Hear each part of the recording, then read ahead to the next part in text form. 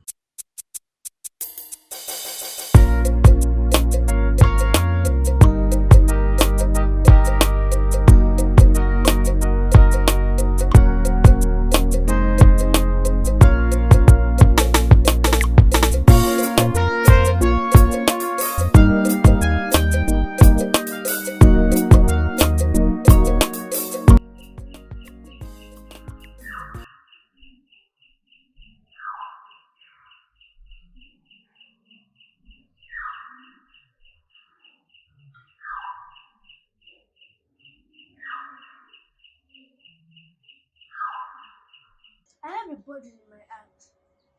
Why do we have the fatherless generation? Where are our fathers? What happened to our fathers?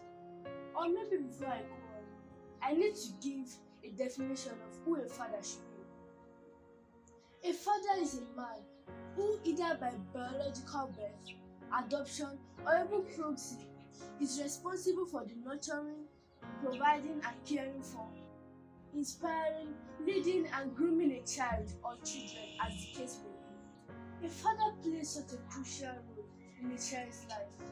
A good father establishes a loving and healthy authority, communicates a confident personal identity, and provides a secure environment for his children. It is so sad that our societies are seemingly becoming more and more bereaved of our fathers. Am I saying our fathers are dying? Not exactly, but whatever is happening to them, they are losing it. As a young child, I can tell you the very important role a father plays in the life of a child. The absence of responsible father figures is our biggest problem in the modern societies today. It has been discovered that with the median age in Africa being 19.5 years, according to the United Nations, a father figure can never be understated. While there will be a very high population of young people, the number of father figures in their lives is at a minimum. In South Africa alone, only 37% of children are living under the same roof of their father.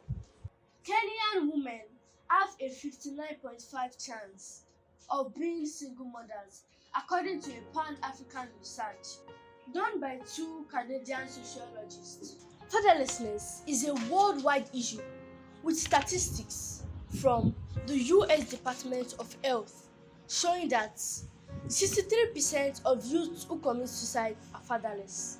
90% of homeless and runaway children are fatherless. 85% of children with behavioral disorders are fatherless. 80% of rapists with anger issues are fatherless. 71% of high school dropouts are fatherless. 75% of adolescent patients in chemical abuse centers are fatherless. 85% of youths in prison are fatherless. 71% of pregnant teenagers are fatherless. There are more disturbing statistics which are making our societies to become more dangerous and less habitable. This negative trend must be decimated immediately. I hope you won't conclude that I'm too young to prefer a solution. Because if our fathers really know how our lives are affected by their actions and inactions, they'll do more to be good fathers to us. Can I make some suggestions that I think can help stop this trend? Number 1, every man should think twice and count the cost before becoming a father. 2, every father should move from becoming a mere father to becoming a dad. I know you might want to ask me the difference between a father and a dad, but let me share with you some of them. The words father and dad are more than plain words. Although they are technically the same, the truth is there are many very important differences between the two, as exemplified in their roles of what being a father and being a dad mean. Determining whether one is a dad and not just a father can be accomplished not only by looking at who the person is, but looking at him and his immediate surroundings, his family, friends, and so on. A father just supplies his family with the basic needs of clothing, shelter, and food, while a dad gives guidance to his children or family on top of supplying the basic necessities of life. A father is someone who contributes to the physical creation of a child, from whom the sperm has been obtained to fertilize the mother's ovum. A dad finds satisfaction in interacting with his kids and wife more than when he succeeds in his career. He is able to demonstrate more love to them than what a father can show. Having said that, my third advice is that all worship centers should give a top priority to raising godly and responsible fathers. Number 4 advice: is it not possible that government can pay attention to this menace and try to do something about it? Maybe by creating ministries and parastatals that will see to raising responsible fathers. As ridiculous and funny as it may sound, it should tell you, my listeners, how serious this issue is to me, and particularly to the fatherless children around the globe. And just before I rest my case, this is perhaps the greatest of all advice. What is that? That all fathers and will-be fathers should go get the real father. What do I mean by that? The real father is the Almighty God, and the only way which we can get through him is Jesus Christ.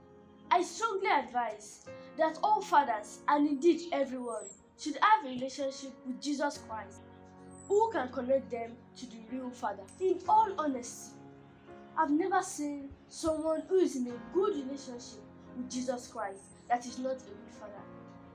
I'm so fortunate to have my dad as a good example. Please consider this advice, because anyone that does not have God as his or her father is truly fatherless, and the consequence is really great and eternal. Don't